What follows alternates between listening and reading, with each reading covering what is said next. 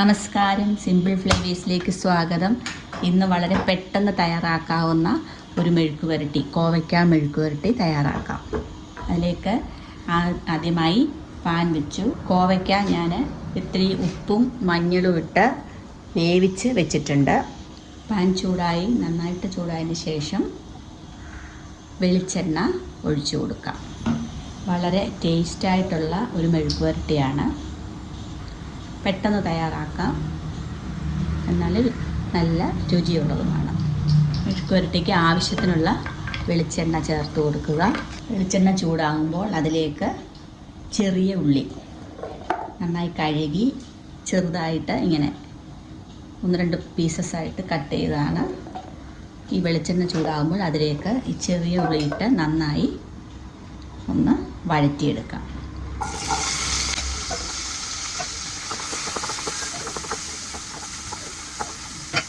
ഒരു തണ്ട് കറിവേപ്പില ഇതിലേക്ക് ഇട്ട് കൊടുക്കാം.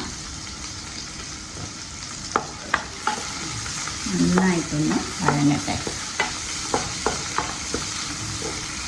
ചെറിയ ഉള്ളി ഒക്കെ ഇട്ട് നന്നായി വഴറ്റി ഈ കോവയ്ക്ക മെഴുക്ക് പുരട്ടി വളരെ സ്വാദിഷ്ടമായ ഒരു മെഴുക്ക് പുരട്ടിയാണ്.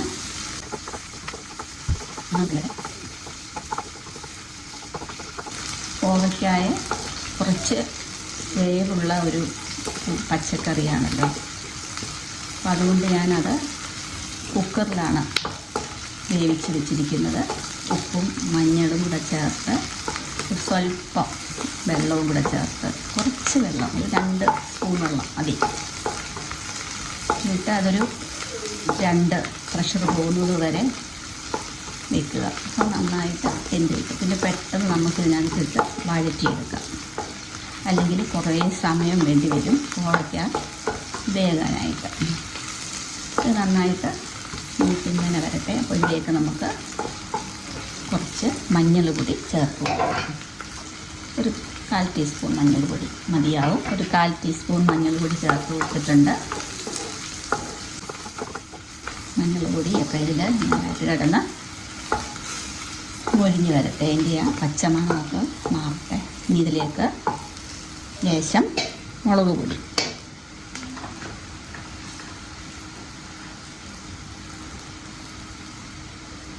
ഇതാ ഞാൻ ഈ സ്പൂണിന് 1 സ്പൂൺ മുളക് പൊടി ചേർത്ത് കൊടുത്തിട്ടുണ്ട്. ഇത് കാശ്മീരി മുളക് പൊടിയാണ് ചേർത്ത് കൊടുത്തിരിക്കുന്നത്.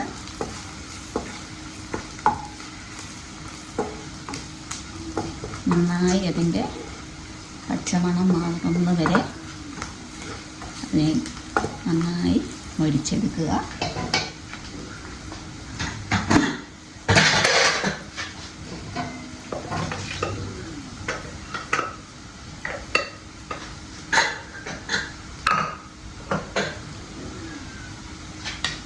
ഇനി ഇതിലേക്ക് വേവിച്ച് വെച്ചിരിക്കുന്ന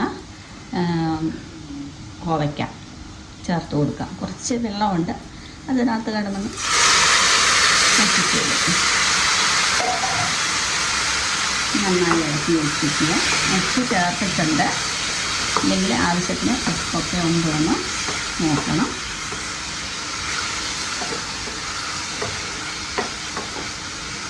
ഇനി ഇത് അടച്ച് വെച്ച്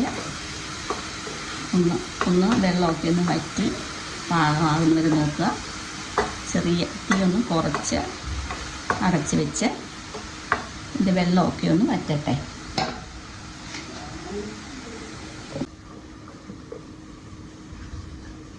ഇതിപ്പോൾ അടച്ച് വെച്ചിട്ടുണ്ട്. പിന്നെ ഇടയ്ക്കിടയ്ക്ക് ഒന്ന് ഇളക്കി കൊടുക്കുക. ഇതാ ഇപ്പം അതിൻ്റെ ആ വെള്ളമയമൊക്കെ മാറിയിട്ടുണ്ട്.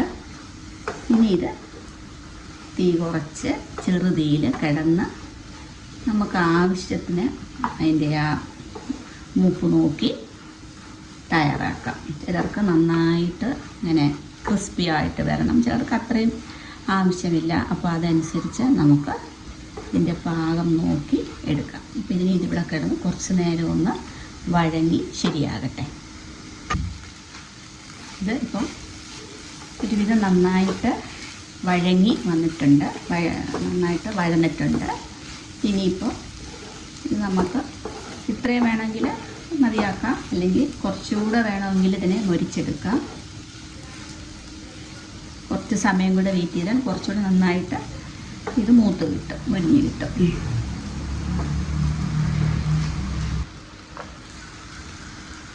അങ്ങനെ നമ്മുടെ നല്ല സ്വാദിഷ്ടമായ കോവയ്ക്ക മെഴുക്കുവരട്ടി തയ്യാറായിട്ടുണ്ട്. വളരെ സൂപ്പറാണ്. എല്ലാവരും ചെയ്തു നോക്കുക. Thank you so much.